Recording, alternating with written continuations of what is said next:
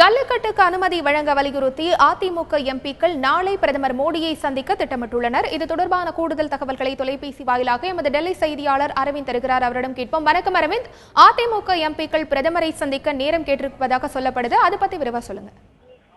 நாளை காலை சரியாக 11 மணி அளவில் அதிமுக எம்பிக்கள் அதிமுகவின் மக்களவை துணை சபாநாயகர் தம்பிதுரை தலைமையில் அதிமுகவின் மக்களவை மற்றும் மாநிலங்களவை உறுப்பினர்கள் அனைவருமே நாளை காலை சரியாக 10 மணிக்கு பிரதமர் அலுவலகத்தில் பிரதமரை சந்திக்க உள்ளனர். இந்த சந்திப்பின் போது ஜல்லிக்கட்டுக்கு அனுமதி அளிக்கும் வகையில் மத்திய அரசு உரிய நடவடிக்கை எடுக்க வேண்டும் என்ற கோரிக்கை வலியுறுத்த உள்ளதாக நமக்கு தகவல் கிடைத்துள்ளது.